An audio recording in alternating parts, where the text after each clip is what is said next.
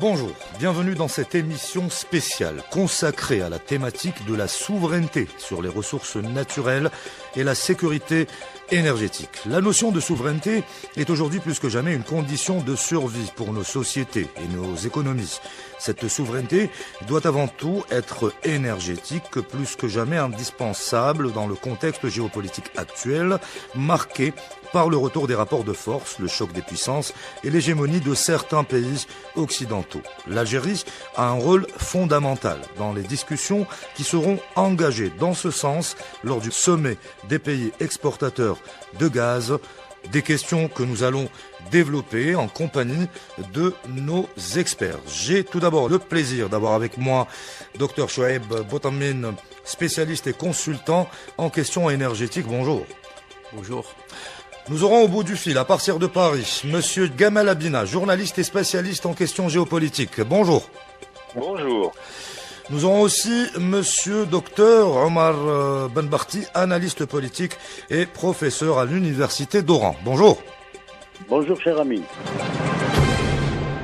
Donc, tout de suite dans le vif du sujet, messieurs, je commence par vous, docteur Botamine. Alors, les principaux enjeux de ce forum des pays exportateurs du gaz s'articulent autour de la problématique de la sécurité énergétique et la souveraineté. Qu'en est-il selon vous de cette corrélation sécurité énergétique et souveraineté? Je crois que ce sommet-là a une importance a un rôle très important. Pourquoi? Parce que si on voit le dernier sommet, 6e sommet qui a eu lieu le 22 février 2022, s'était déroulé au Qatar. 2 jours après, il y avait le déclenchement de la guerre en Ukraine. 2 jours seulement après. Le 7 octobre dernier, on a eu une autre guerre qui a pris aussi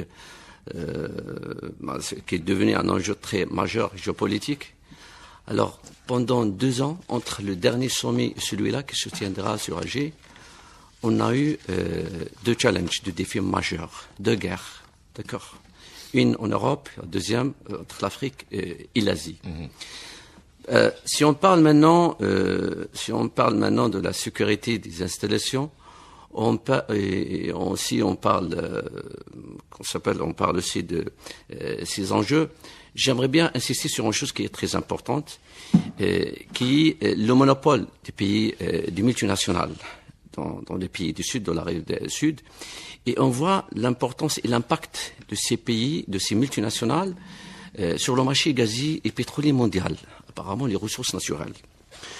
Alors, si on revient directement, si on parle maintenant du monopole des multinationales, il y a pas mal de sociétés dans le monde, je parle Eni, Total Energy, Chevron, ExxonMobil, BP, il y a pas mal de sociétés multinationales qui agissent d'une manière directe ou indirecte pour absorber les ressources naturelles. Beaucoup plus dans les pays qui sont en voie de développement, je parle de beaucoup plus d'Afrique, d'Asie. Alors c'est des challenges énormes.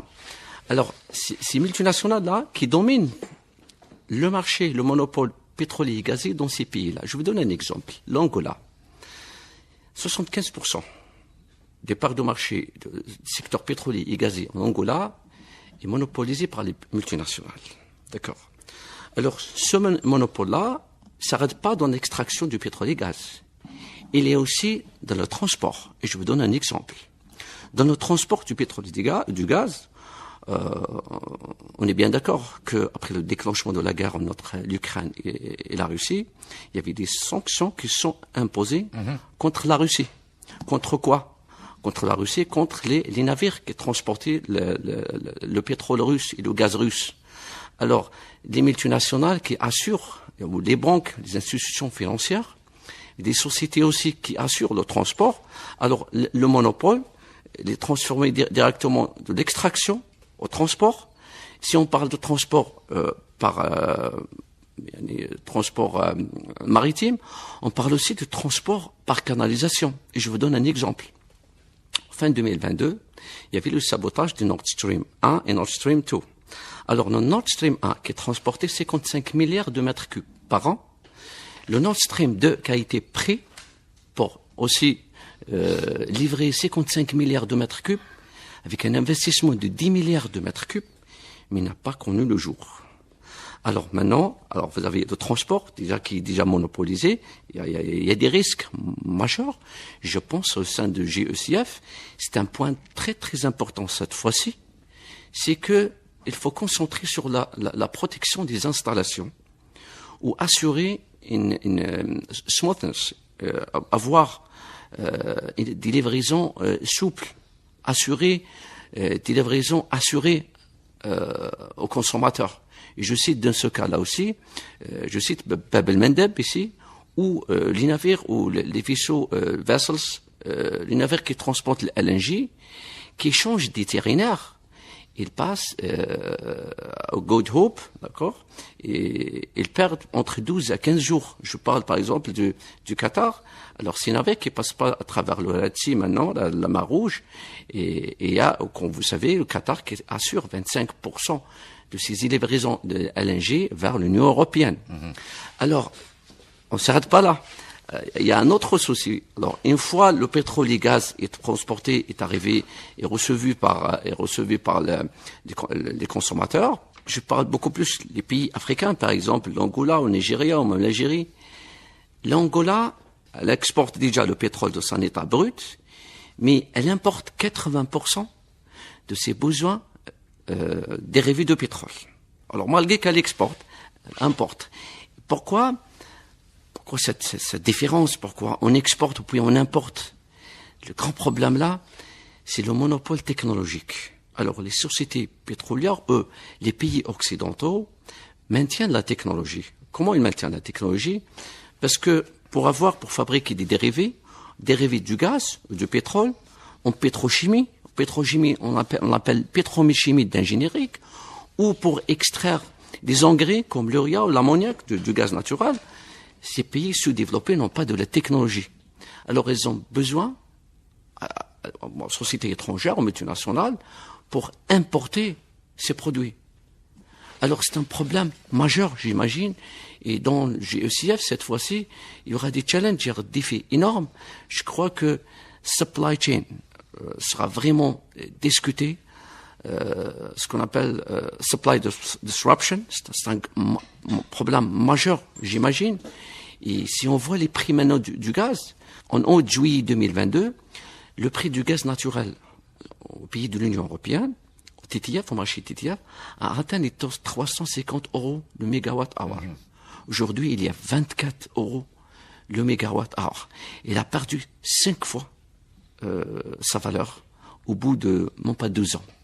Alors, c'est ça la question. Alors, si on parle du GECF, ils doivent discuter ce point. Il faut avoir une stabilité des prix.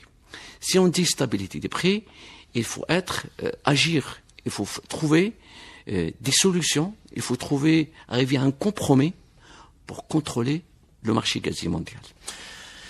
Monsieur Gamal Abina, vous êtes d'accord bien sûr qu'aujourd'hui, à la lumière des fluctuations sur le plan géopolitique à l'international, nous sommes en train de vivre ce qu'on pourrait appeler un grand jeu de l'énergie. Donc cela devient un instrument de pouvoir, de chantage, d'expansionnisme ou de conquête même. Donc est-ce que la sécurité énergétique aujourd'hui est un enjeu majeur de souveraineté et d'indépendance pour les États ? Tout à fait. Alors, j'allais dire que c'est pas nous sommes en train de vivre aujourd'hui, puisque c'est une question qui s'est posée depuis le siècle dernier, depuis les premières exploitations d'abord de pétrole, puisque c'était les Américains et les Anglais qui étaient à la manœuvre avec les Français derrière. Mais on se rend bien compte que l'énergie, puisque le monde est énergie, parce que tout fonctionne à l'électricité, au gaz et l'automobile particulièrement, on a besoin de beaucoup de pétrole, de gaz, on a besoin de beaucoup de produits dérivés de du pétrole particulièrement. Donc le monde est énergie. Et effectivement, depuis le siècle dernier, la course à l'énergie a toujours été une véritable obsession de la part de l'Occident, parce qu'on parle de sécurité énergétique, non pas pour le Sud, évidemment, puisque le Sud a jusqu'à présent, avait peu de besoins énergétiques, puisqu'il n'y avait pas d'industrie, parce qu'on était sous contrôle occidental, colonial, et le Nord a besoin grandissant d'énergie pour deux raisons. La première, pour garantir l'alimentation de leurs industries, tout simplement, avec la révolution industrielle. La seconde, pour garantir avec la révolution du transport, l'alimentation en produits, donc je parle d'essence, pour l'automobile, puis plus tard pour les avions. Et la troisième raison, surtout, c'est parce que le Nord étant une zone essentiellement de froid, tout simplement, pour éviter la destruction des forêts totales, avec l'exploitation déjà, la surexploitation du bois et puis du charbon, même si après c'était du minerai de charbon, ils ont eu besoin de cette énergie abondante dans le sud, et ça garantissait à la fois, effectivement, le chauffage, l'énergie pour leurs usines et puis l'énergie simplement pour garantir effectivement dans cette course folle à l'industrialisation cette volonté de dominer le monde. Et on s'en rend bien compte même pendant la Seconde Guerre mondiale qu'on en parle très peu, mais la course après les puits de pétrole que les nazis ont entamé lorsqu'ils vont envahir l'Est est encore une question énergétique de besoin de se déplacer, donc l'énergie pour le secteur du transport et du transport militaire. Aujourd'hui, cette question de sécurité énergétique, elle intéresse surtout le Nord, puisque le Sud est surabondant en énergie. La sécurité dans le Sud, c'est une question de sécurité par rapport à ces convoitises du Nord. Et on se rend bien compte que les guerres du Moyen-Orient ne sont pas absentes de ce calcul. Que ce soit l'Irak, que ce soit la Syrie, encore une fois, où l'exploitation du pétrole se fait indépendamment de l'État syrien, que ce soit même Raza, aujourd'hui, où effectivement le grand Léviathan, cette immense réserve de gaz partagée entre la Palestine, sous occupation, l'Égypte et puis l'antisémitisme n'est pas du tout dénuée d'arrière-pensée de la part des sionistes quand ils vont attaquer Gaza. Ouais. Donc la question énergétique est essentielle. La question de l'exploitation de ces énergies, ça a été évoqué par rapport à des firmes qui maîtrisent l'outil d'exploitation, même si aujourd'hui il y a le retard commence à être complet. On prend l'exemple de l'Algérie, dont la première firme africaine, puisque c'est une des meilleures, la mieux gérée par exemple, c'est la Sonatrach. Et bien, la Sonatrach fait du parapétrolier, fait de la transformation, a tout un tas d'usines qui permettent de valoriser cette énergie et de pas le vendre simplement en brut comme ça, du pétrole brut qu'on n'exploite pas du tout et dont on ne bénéficie pas. Et bien tout cela, c'est une question qui est actuellement très importante. On voit bien que les Petronas, par exemple, du côté asiatique, savent exploiter maintenant le pétrole et le gaz. Mais la question qui est posée, c'est est-ce qu'aujourd'hui, sur la question du gaz, qui est une question récente finalement depuis la crise de l'Ukraine, c'est la question du gaz, il ne faudrait pas en arriver vers un OPEP du gaz. Et c'est une question qui va sûrement arriver sur la table des négociations, parce que je pense que de plus en plus de pays sont intéressés par cela. Le Qatar, évidemment, qui est un grand producteur de gaz, l'Algérie, l'Iran et surtout la Russie. Ces pays ont tout intérêt à faire en sorte de contrôler le prix de vente du produit gaz, parce qu'effectivement, il y a des amplitudes extraordinaires depuis la guerre d'Ukraine. On voit que ça a été multiplié par 10, ça s'est effondré. Donc la question du gaz est une question qui est prégnante, parce qu'on a besoin de gaz, parce qu'avec la transition énergétique, avec le besoin de faire moins de pollution, le gaz est une notion qui n'est pas inintéressante. Et ces pays ont parfaitement compris que le gaz, essentiellement, se trouve dans le sud, dans la région sud. Professeur Omar Benbarti, vous venez d'écouter nos deux spécialistes sur cette question aujourd'hui de l'enjeu bien sûr de la sécurité énergétique et cette relation avec la souveraineté des États. Cela va être un enjeu particulier lors du prochain sommet du gaz. Une question abordée par Gamal Abina, donc l'éventuelle création entre guillemets d'un OPEP du gaz, donc les pays producteurs et exportateurs, donc un minimum de cohésion au sein du Forum des pays exportateurs, la question de savoir si le prochain sommet, justement, verra la création d'une nouvelle organisation regroupant les pays producteurs et exportateurs, à l'image de l'OPEP. Beaucoup d'experts ont fait remarquer que le Forum, jusqu'à aujourd'hui, ne joue pas le même rôle que l'OPEP ou l'OPEP+. Tout à fait. Ils ont parfaitement raison d'avoir mis l'accent sur cette question. Toujours est-il que l'OPEP a administré la leçon que, effectivement, lorsque les producteurs pouvaient se réunir, ils ont pu agir sur la stabilité, les prix, la disponibilité, etc. Donc, à terme, il serait souhaitable que le Forum du gaz débouche lui aussi sur une espèce d'OPEP bis, mais concernant le gaz. Sauf que, à ce niveau-là, c'est un peu plus compliqué. C'est un peu plus compliqué parce que le gaz exige une technologie, notre ami ingénieur l'a démontré, beaucoup plus importante que celle du pétrole, et les investissements technologiques ne sont pas onéreux. Je veux dire que ça demande beaucoup de préparation et ça demande beaucoup d'expertise. De ce point de vue-là, les multinationales, effectivement, ont la main mise un petit peu sur ces aspects, que ce soit pour le transport, l'exploration, l'utilisation et en particulier les gazoducs et les méthaniers. Donc à partir de ce moment-là, le consensus qu'il va falloir dégager au niveau du forum, du 7e forum qui se tient à Alger, ce sera essayer de convaincre d'abord que la souveraineté des ressources naturelles passe par une domination par les États de leurs ressources, c'est ce qu'a démontré l'Algérie dès 1971, mais toujours est-il que beaucoup d'autres pays qui sont membres de ce forum du gaz ne sont pas détenteurs, si vous voulez, entre guillemets, de leur souveraineté sur les ressources naturelles dont ils sont dotés, que ce soit en pétrole, mais là, on peut toujours faire ce qu'on a fait le Mozambique, ce qu'a expliqué notre ami ingénieur, ils exportent du brut et après ils importent des produits dérivés. En matière de gaz, c'est un peu plus compliqué. C'est un peu plus compliqué. Et donc, si l'Algérie arrive à convaincre les pays qui sont membres de ce forum, pour l'instant ils ne sont pas très nombreux, mais et puis il n'existe que depuis une quinzaine d'années, à faire en sorte qu'ils détiennent leur souveraineté, la souveraineté qui est devenue un enjeu stratégique, bien entendu, mais c'est un enjeu stratégique en matière d'énergie depuis le début du siècle dernier, comme l'a si bien démontré Gamel Abina. À partir de ce moment-là, toujours, il y aura lieu peut-être d'espérer un consensus qui soit favorable pour faire en sorte que la fourniture, l'exploration, le transport, la commercialisation du gaz rentre un petit peu dans le cadre de ce qui s'est passé avec l'OPEP. Encore que même l'OPEP, ça n'a pas été évident. Il y a eu 2 crises majeures que vous connaissez lorsque l'Arabie Saoudite a décidé d'augmenter et de faire fi de la production, des quotas de production. Donc, en matière de souveraineté, je crois que l'enjeu crucial qui va se jouer en matière de gaz, ça, au plan technique, tout le monde connaît les difficultés, mais l'enjeu crucial qui va se jouer, ce sera comment faire en sorte que les pays, et maintenant il y a de nouveaux pays qui arrivent, il y a la Mauritanie qui a découvert du gaz, il y a le Sénégal, l'Égypte, il y a la Méditerranée orientale avec la guerre en Palestine.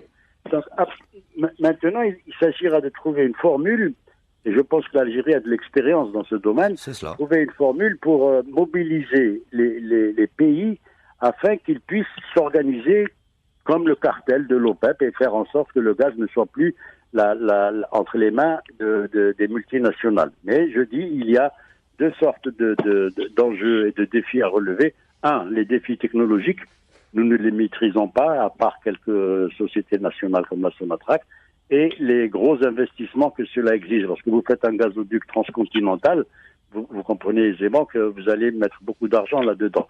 Deuxièmement, il y a l'appétit féroce et vorace des puissances. Le sabotage de Nord Stream 2 a été évoqué, ainsi que Nord Stream 1. Lorsque les pays puissants sont menacés, qu'est-ce qu'ils font? Ils détruisent carrément un gazoduc qui a coûté des milliards et ils se fichent royalement de savoir ce qui va advenir des populations. Aujourd'hui, l'Europe subit le diktat des États-Unis et en matière de gaz, bien entendu, ils sont à la traîne. Sauf qu'ils ont pris eux-mêmes la décision de se débarrasser du nucléaire. Et là aussi, il y a une question qui est fondamentale à poser pour les pays du Sud, comme disait Gamel tout à l'heure. Je partage pas tout à fait son point de vue. La sécurité, elle est aussi énergétique pour les pays du Sud. Parce que la Mauritanie ou le Sénégal, avant d'aller exporter leur gaz, ils vont devoir électrifier leur pays et apporter le confort à leur pays dans toutes les dimensions qui sont les leurs. Mais il y a des volontés de certains pays de développer de l'énergie nucléaire, des centrales nucléaires. On a entendu le président Ibrahim Traoré évoquer cette question pour le Burkina Faso. Mais là encore, il y a des enjeux qui sont très, très, très, très dangereux du point de vue technologique. Monsieur Chouaib Boutamine, donc l'Algérie figure parmi les 5 grands pays producteurs de gaz. Elle a son mot à dire sur cette question. Le professeur Ben Barti vient d'aborder aussi les pays africains avec les nouveaux venus dans le cercle des pays exportateurs de gaz. On peut citer par exemple le cas du Sénégal ou de la Mauritanie où il y a eu des gisements qui ont été découverts. Ces pays-là peut-être ne maîtrisent pas la technologie nécessaire, n'ont pas les moyens logistiques pour assurer justement l'exportation de leurs ressources. Est-ce qu'aujourd'hui l'Algérie pourrait être d'un apport, non seulement en matière de transfert de savoir, de technologie aussi, puisque nous maîtrisons, nous sommes pionniers dans le domaine, mais aussi en matière de transport. Je pense notamment au gazoduc transsaharien, en provenance du Nigeria qui passe par le Niger via l'Algérie vers l'Europe, mais aussi par notre flotte de méthaniers. Nous sommes aussi leaders en matière de gaz naturel liquéfié et dans le transport à travers des méthaniers. Très bien. On peut aider ces pays-là, justement. Oui, bien sûr, bien sûr. Bon, je dois noter une chose qui est très importante. L'Algérie, aujourd'hui, est le plus grand producteur de gaz naturel en Afrique. Et l'Algérie aussi, le plus grand exportateur de gaz naturel, et même de LNG, qui a pris la part, qui a pris le lead cette année du Nigeria. L'Algérie est le troisième plus grand producteur de gaz naturel au sein du GECF. Après la Russie et après l'Iran. Oui. L'Algérie est le dixième plus grand producteur de gaz naturel dans le monde. Alors, permettez-moi d'insister sur un point que je vois qui est aussi très important, qui est le pouvoir de la technologie pour renverser les choses. Les États-Unis détiennent seulement, je dis bien seulement, 8% des réserves mondiales en matière de gaz naturel. Mais les Américains produisent 1050 milliards de mètres cubes de gaz naturel par an, qui représentent 25% de la production mondiale de gaz naturel, malgré qu'ils ont seulement 8% de réserves. Si on va au GECF, on a la Russie qui a des réserves de 47 TCM, trillion cubic meters, l'Iran qui a 32 et le Qatar qui a 24. Alors, ces trois pays qui sont membres du GECF représentent presque 50%, je dis bien 50% des réserves mondiales en matière de gaz naturel. Mais en parallèle, ces pays produisent 1040, 1060 milliards de mètres cubes. Alors, elles ont 50% de réserves mondiales, mais ces pays produisent seulement 25% de la production mondiale. Les États-Unis ont 8% de réserves, mais produisent la même quantité, les mêmes quantités produites par ces trois pays. Alors, c'est quoi le rôle de la technologie? Les Américains ont pu développer ce qu'on appelle les méthodes d'extraction de gaz de schiste. Ils ont augmenté ce qu'on appelle horizontal section, la section horizontale. Ils ont développé les méthodes d'extraction et de fracturation hydraulique. Entre 2014 et 2024, ça fait 10 ans, les États-Unis ont pu augmenter leur production en matière de gaz naturel avec 50%. En 2014, les États-Unis produisaient 720 milliards de mètres cubes. Aujourd'hui, ils sont à 1050, 1080, 50%. Alors, qu'est-ce qu'ils ont pu? Grâce à la technologie, les sociétés américaines, multinationales, alors, ils ont découvert des méthodes, ils ont développé de la technologie, ils ont développé aussi les méthodes pour protéger l'environnement. Je dis bien l'environnement, j'insiste sur ce point-là. Je vais dire une chose. L'Algérie qui détient la troisième plus grande réserve de gaz de schiste dans le monde, après la Chine et l'Argentine. Ça, c'est très important. Les Américains, 80% de leur gaz provient du gaz de schiste. La Chine, 45% de son gaz provient du gaz de schiste. Et entre parenthèses, la Chine produit 230 milliards de mètres cubes. Les Chinois importent un tiers seulement de leurs besoins naturels, parce qu'ils consomment dans les 360 milliards de mètres cubes.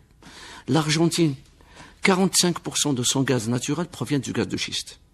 Et là, on pose la question, pourquoi pas les pays sous-développés ou en voie de développement profitent pas de cette technologie? Parce que cela nécessite une technologie de pointe. La technologie, elle existe. Ou parce que, est-ce que quand on a un sous-sol très riche en gaz naturel, on a besoin de s'orienter vers le gaz de schiste, qui est peut-être dangereux pour l'environnement?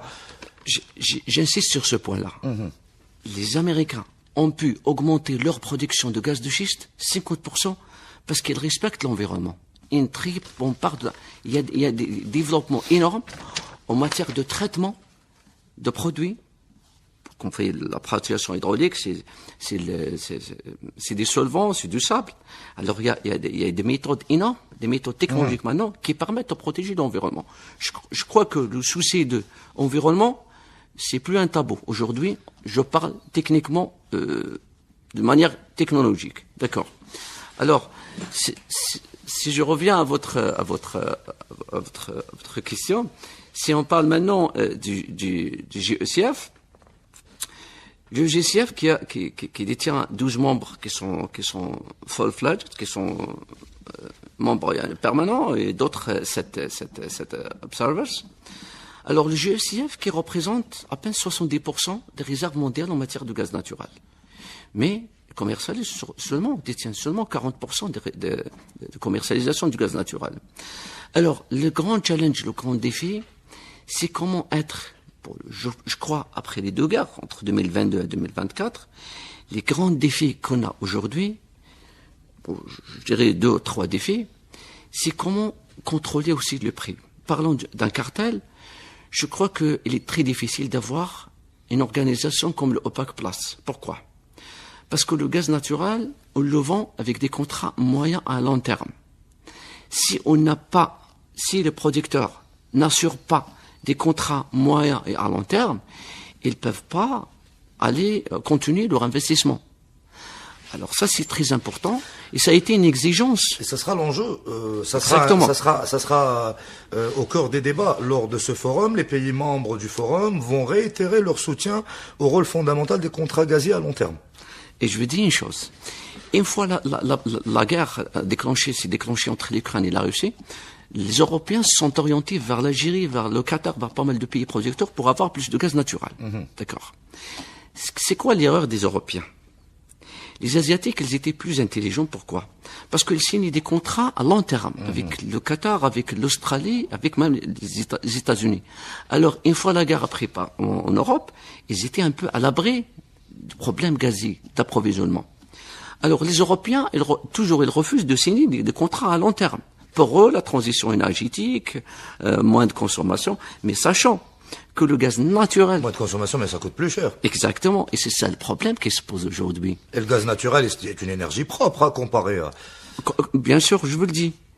Le gaz de schiste, qui émet 60% moins de CO2 par rapport au charbon. Je lui dis une chose. La chose la plus importante qu'on doit mettre la loupe dans cet événement, ce sommet-là, je lui dis, c'est que maintenant le charbon représente 35% génération d'électricité dans le monde. Le gaz naturel représente 20%. Alors le grand challenge pour nous, c'est de faire une transition énergétique au sein des énergies fossiles. Il faut que le gaz naturel, qui est moins polluant, doit prendre la place du charbon. Ça, c'est une priorité. Alors, si les consommateurs insistent sur la transition énergétique, à partir de ce sommet-là, on leur dit, si vous voulez une transition énergétique, il faut éliminer le charbon, au partiel. Gamal Abina, donc, je reviens aux pays du Sud, notamment particulièrement les pays africains qui viennent de découvrir des gisements gaziers, mais qui ne disposent pas de logistique nécessaire, que ce soit pour l'exportation, l'exploration ou même de technologie. Comment pourraient-ils assurer cette souveraineté sans pour autant devenir dépendants des grandes puissances? Et est-ce que des pays, par exemple, pionniers en la matière, comme l'Algérie, pourraient jouer un rôle dans ce sens?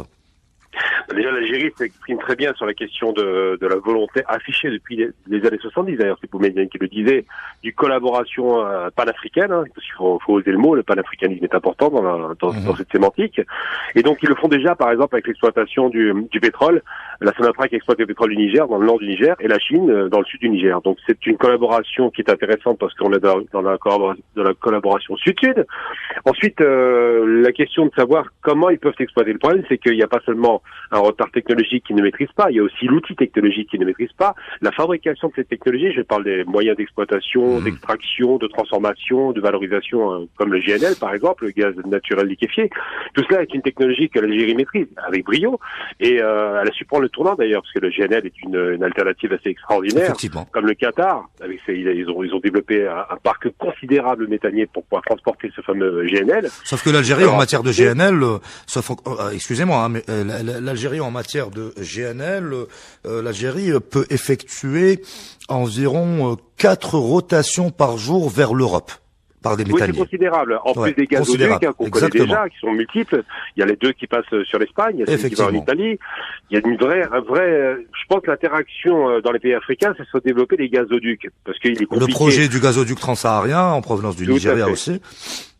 Absolument, et c'est déjà très très avancé, puisque le Nigeria a compris que ça profiterait au Niger et à l'Algérie, puis comme le Nigeria parle le même langage que l'Algérie, puisqu'ils sont membres de l'OPEP tous les deux, ils ne sont pas en concurrence, c'est de la complémentarité qui est pas inintéressante. Mais je viens d'entendre une chose qui m'a un petit peu gêné par rapport à la question de l'exploitation de ce fameux gaz de schiste qui a fait du mal au marché international, puisque les Américains se sont trouvés dominants. D'abord, l'exploitation du gaz de schiste, la première problématique, c'est que ça coûte cher. Le coût d'exploitation est très élevé, que ce soit pour le pétrole ou le gaz. Ensuite, les pays africains ne doivent surtout pas aller dans cette direction pour 2 raisons. Parce qu'on sait très bien qu'ils vont polluer les nappes phréatiques, ça on le sait parfaitement. Parce que c'est beaucoup d'eau, la fracturation. C'est beaucoup d'eau, beaucoup de produits chimiques. Tout cela n'est pas nécessaire. Et puis surtout parce qu'on a du gaz naturel, classique, conventionnel en abondance. Pourquoi se mettre en concurrence avec les Américains qui sont des exploiteurs et des destructeurs de la nature, qui font croire qu'il y a des technologies qui seraient moins polluantes, mais ce sont, et je le dis aujourd'hui, des menteurs. Il n'y a aucun problème là-dessus. Pour faire de l'argent, l'Amérique toujours. Eh bien non, je ne crois pas que cette solution soit adaptée. On n'a pas besoin de cela. On a largement, ça va arriver un jour malheureusement, on va le déplorer plus tard, mais tant qu'on a du gaz conventionnel, on n'a pas besoin d'exploiter le gaz de schiste, on n'a pas besoin de garantir, et d'ailleurs c'est les firmes américaines qui font dans le schiste, que ce soit le pétrole ou le gaz, sont en train de fermer les unes derrière les autres parce qu'évidemment les coûts d'exploitation sont tellement élevés que lorsqu'il y a un reflux du prix du gaz et du pétrole, ça les impacte, ils peuvent plus exploiter et ils sont obligés de déposer le bilan, c'est très bien. Et ça permet plus à l'Amérique d'être dominante. Donc tout simplement, je pense qu'il faut penser en projection. Le gaz est une denrée rare dans le monde, qui est surtout, je l'ai dit tout à l'heure, présent dans le sud. Le gaz est une alternative aux énergies fossiles polluantes. C'en est une, mais moins polluante, on le sait déjà, quasiment peu polluante. Beaucoup de pays ont manifesté, comme l'Allemagne, l'arrêt des centrales nucléaires, ce qui n'est pas forcément la meilleure idée, mais dans tous les cas de figure, pour importer du gaz et éviter l'exploitation du charbon, qui est surexploité aujourd'hui en Allemagne, tout comme en Chine. Et surtout, ça profite aux pays du Sud, s'ils sont capables à la fois, effectivement, j'ai dit tout à l'heure, d'exploiter leur propre capacité par des relations sud-sud, je maintiens ça, j'ai parlé de Petronas tout à l'heure, qui est une compagnie du sud de l'Asie, parce que des compagnies comme celle-là, que ce soit la Malaisie, l'Indonésie, la Chine, garantissent non seulement une exploitation à peu près équilibrée avec une relation gagnant-gagnante, et surtout la possibilité de transfert de compétences et technologies que les Occidentaux ne veulent pas faire. Il faut bien savoir que quand l'Occident s'installe au Moyen-Orient ou en Afrique, ils exploitent comme une zone privée qui leur appartient et ils redonnent des royalties microscopiques aux États, tout en bénéficiant à plein non seulement de l'exploitation, de la transformation, de la valorisation et de la revente des produits manufacturés aux pays africains. On appelle ça la dégradation des termes de l'échange. Vous vendez un produit de base, ils vous vendent un produit revalorisé fois 10, fois 100, fois 1000. Vous êtes extrêmement perdant, vous voyez. Donc c'est une question qui se pose avec acuité. Mais je pense que la relation sud-sud est une relation, on se rend compte aujourd'hui maintenant, il y avait les guerres du pétrole, il y a les guerres du gaz, ça commence à arriver, qu'effectivement l'arme du gaz, l'arme politique du gaz, est une arme qui doit être utilisée avec parcimonie, avec intelligence, mais surtout une arme qui doit être utilisée pour le développement des pays. Et comme c'était à la remarque, il n'y a pas bien compris ce que je disais, le risque en matière énergétique occidentale, c'est qu'ils n'ont pas d'énergie. Nous avons une énergie abondante, ça ne veut pas dire qu'on n'a pas besoin d'énergie, ça veut dire que nous sommes chez nous avec notre énergie et qu'on peut effectivement développer notre pays grâce à cela, mais on n'est pas sous une situation de risque, on est les possédants, on n'est pas les demandeurs. Eux sont les demandeurs, ne possèdent pas l'exploitation et effectivement se trouvent dans une situation où ils se trouvent en risque par rapport à ça. S'il y a une tension géopolitique avec la Russie, immédiatement leur économie s'effondre. C'est une des raisons pour lesquelles je dis qu'effectivement le risque est chez eux et chez nous on est dans une vraie position de confort, on peut le dire. Professeur Omar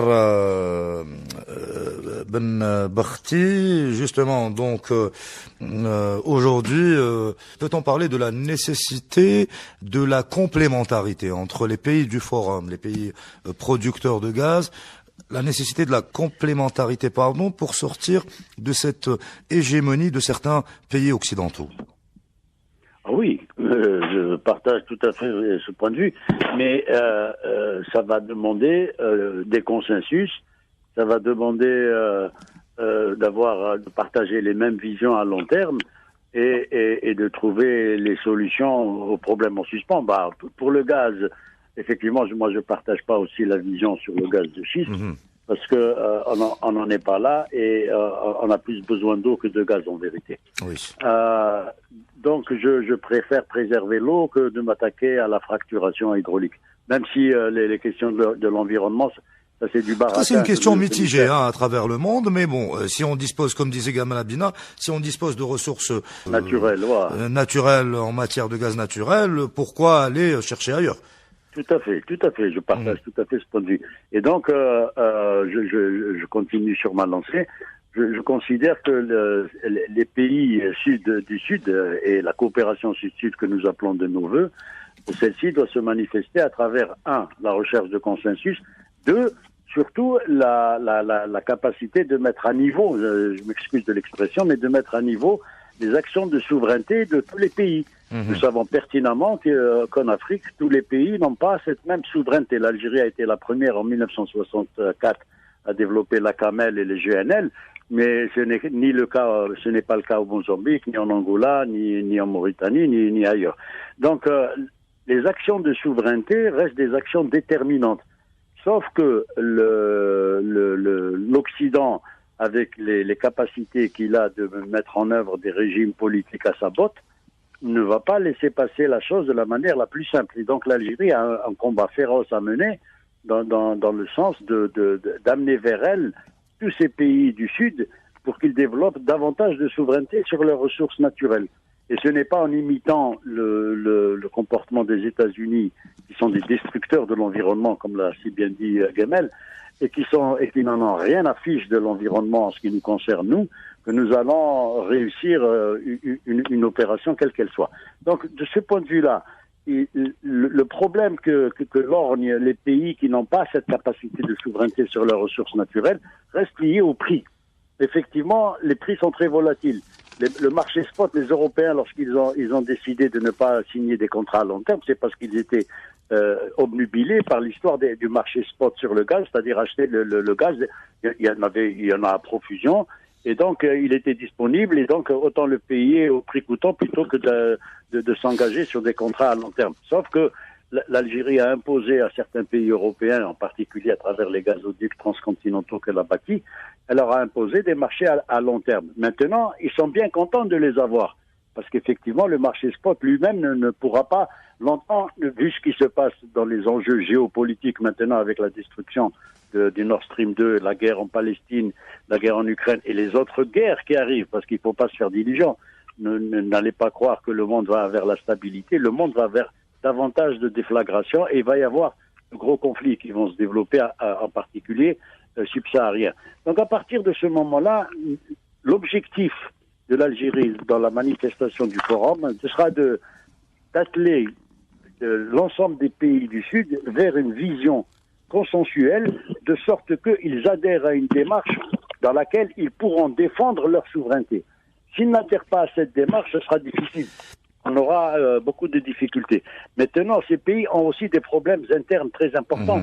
Je pense à l'Égypte, par exemple. Elle a du gaz, certes, mais elle a aussi une population de plus de 100 millions d'habitants. Elle doit assurer d'abord le confort de sa population. Ce sera pareil pour le Sénégal, ce sera pareil pour la Mauritanie. J'invite ceux qui voyagent, lorsqu'ils prennent un avion, de voir à peu près comment les pays sont illuminés lorsqu'ils sont dans leur avion en Afrique. Oui. L'Algérie est un pays où l'électrification, elle est à 80%, sinon plus. Partir de il y a d'autres pays où il n'y a pas d'électrification. Le Niger, il n'est pas électrifié. La Mauritanie, pareil. Moi, j'ai travaillé dans ces pays-là, il n'y a pas d'électrification. Il ne faut pas rêver. Donc, ils vont commencer d'abord par assurer, grâce aux bases qu'ils ont découvertes, à leurs ressources naturelles, l'électrification de leur propre pays, de leur propre population. Mais ça va demander aussi des investissements coûteux. Or, ils ne les ont pas. Et ça va demander des technologies qu'ils n'ont pas. Or, ils ne les ont pas. Donc, c'est très compliqué pour un pays comme l'Algérie de mobiliser à terme les personnels ou les États souverains vers un consensus de sorte qu'ils puissent s'organiser et faire en sorte qu'ils fonctionnent comme l'OPEP. Parce qu'ils ne sont pas dans les mêmes conditions. Monsieur Chouaïbou Tamen, aujourd'hui, est-ce qu'il est nécessaire d'aboutir à la création d'une OPEP de gaz pour aboutir à des mécanismes de contrôle efficaces sur les prix? Très bien. Permettez-moi d'ouvrir la parenthèse et répondre à M. Abina, qui dit que l'Algérie, on a le conventionnel. On n'a pas beaucoup de conventionnel. Je vous donne les chiffres. On a seulement 4 TCM, 4 trillion cubic meters de conventionnel. On n'a pas beaucoup de gaz naturel conventionnel. La plus grande partie qu'on a, c'est le non conventionnel. On a 20 TCM. On a 5 fois au schiste plus que le conventionnel. Alors, si on dit, l'Algérie a des contrats à long terme avec l'Espagne, avec l'Italie, avec d'autres partenaires européens, alors l'Algérie a été toujours un partenaire fiable. Et trusted partner. Alors, on doit toujours répondre à nos contrats. Alors, je vous donne un chiffre. L'Algérie, actuellement, produit 134 milliards mètres cubes de gaz naturel. Ce qui est commercialisé, c'est seulement 103. Mais où vont les 31 milliards mètres cubes? Elles vont à réinjection de l'épuis. C'est pour répondre aux gens, pour leur dire, on utilise 33 milliards de mètres cubes par an juste pour les réinjecter dans les puits et augmenter la pression en tête. Alors, c'est un problème majeur. Je pense qu'on doit réfléchir, pas seulement pour le gaz, conventionnel, non conventionnel, mais qui a aussi le tight oil. On doit réfléchir d'une manière à diversifier, bien sûr, les sources exploiter toutes les ressources énergétiques de l'Algérie. Merci pour cette précision. Mais, faute de temps, j'aimerais bien qu'on avance sur cette question, justement, de création d'une OPEP de gaz pour avoir des mécanismes pour le contrôle efficace sur les prix. Si on parle, pour le moment, c'est très difficile, d'accord. Mais si on aboutit à un compromis, on doit parler. Les contrats existent. On ne peut pas changer les contrats 10 ans, 15 ans, 20 ans.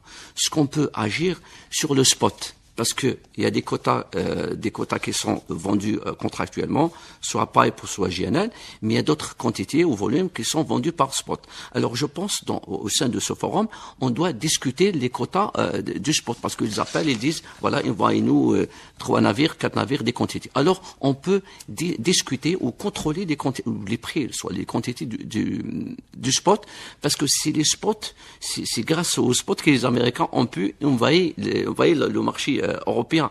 Je vous rappelle que les États-Unis maintenant est le premier exportateur de gaz naturel de le monde, premier exportateur de GNL vers l'Union européenne, qui a pris la part du Qatar du marché, de l'Australie. Maintenant, les Américains sont les premiers. Ils approvisionnent, les Américains, les Européens importent 42% de leur gaz naturel à partir des États-Unis. Alors, de ce point-là, j'insiste sur le spot. Pourquoi le spot? Parce que les autres, on a des contrats, sauf pour les nouveaux contrats, on peut discuter quantité, mais c'est très difficile de fixer le prix. J'imagine, on doit discuter beaucoup plus sur les quantités spot. Et dans ce cas, permettez-moi d'insister sur un autre point.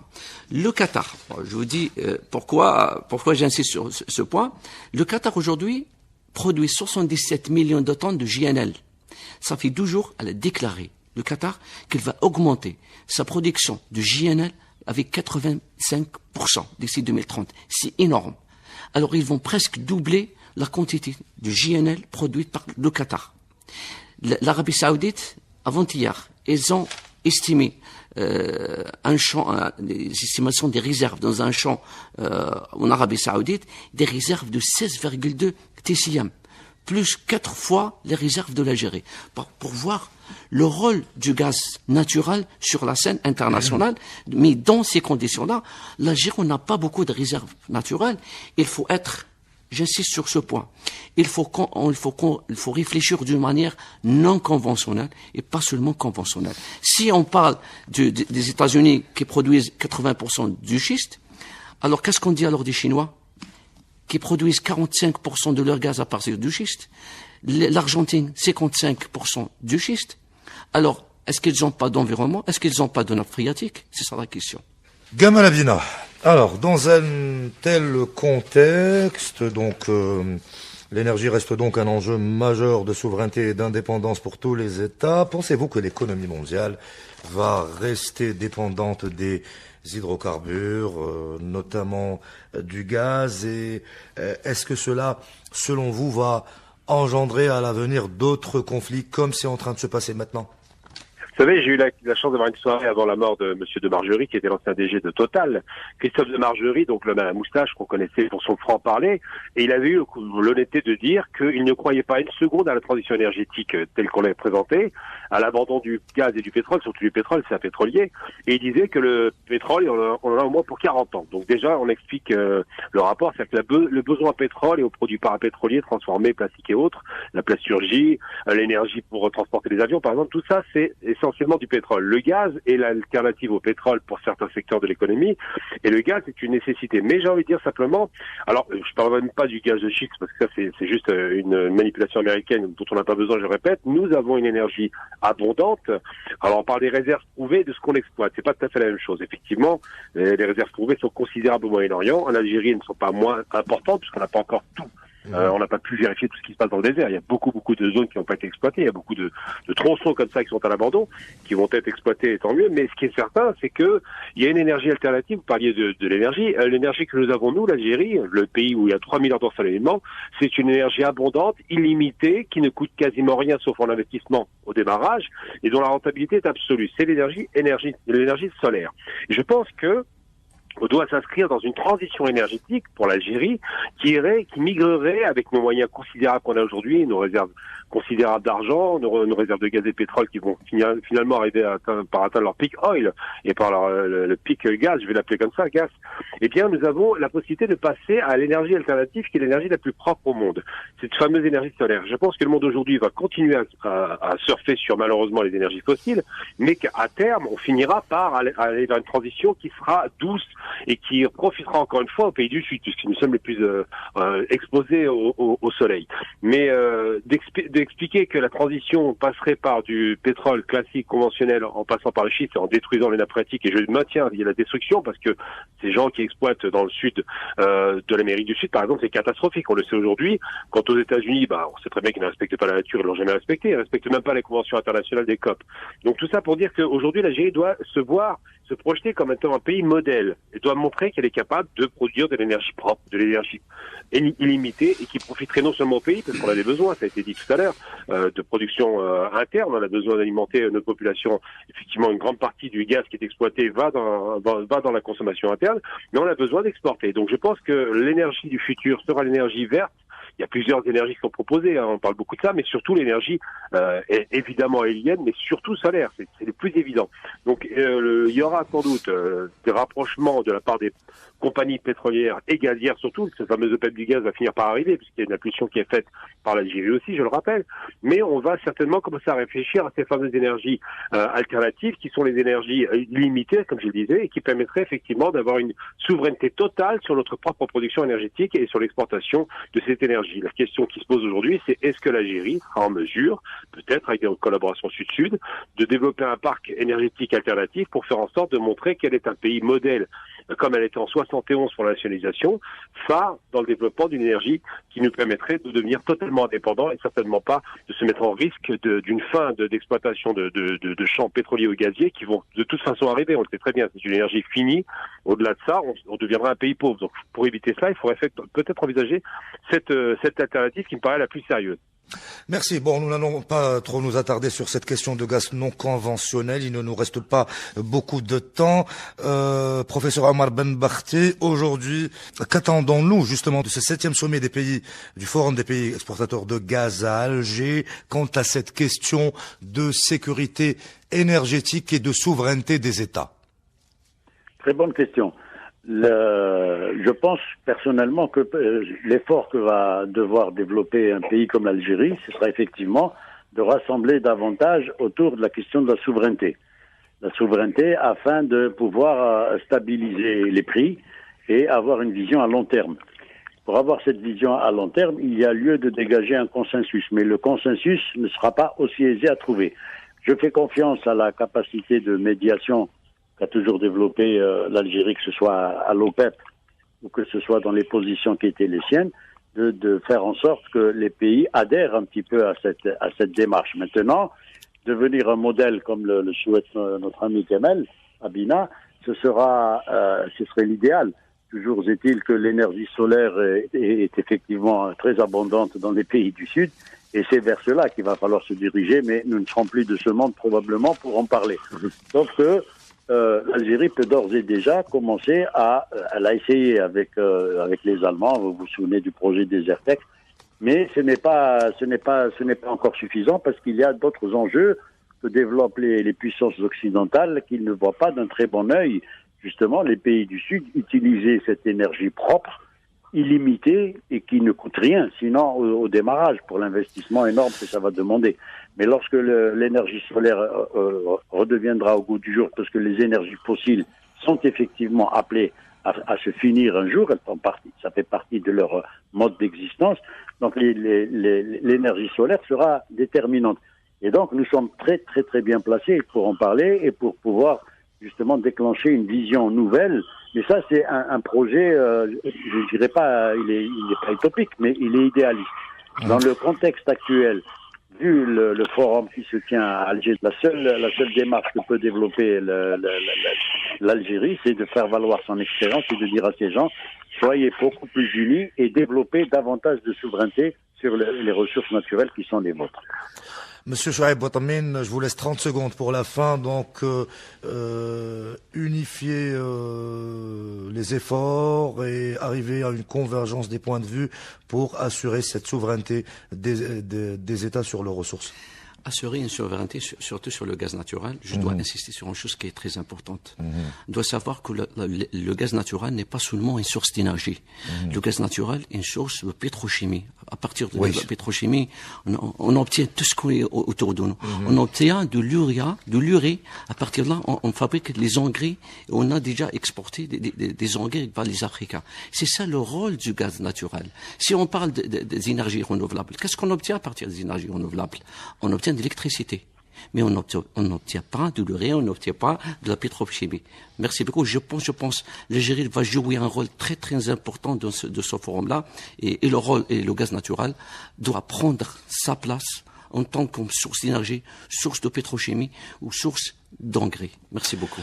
Je vous remercie, c'est la fin du temps qui nous est imparti. C'était votre émission spéciale consacrée à la souveraineté sur les ressources naturelles et la sécurité énergétique. Je rappelle, j'avais en ma compagnie monsieur Chouaib Boutamine qui est consultant en questions énergétiques. Je vous remercie d'avoir été avec nous. Gamal Abina, journaliste et spécialiste en questions géopolitiques, était avec nous à partir de Paris. Merci Gamal. Merci beaucoup. Nous avions le professeur Omar Ben Bartia, analyste politique et professeur à l'université d'Orange. Je vous remercie. Merci. Donc, c'est la fin de notre émission spéciale. C'était Chakib Benzaoui à l'animation, Hakim Ben Moussa à la réalisation. L'information continue sur la chaîne 3. Au revoir.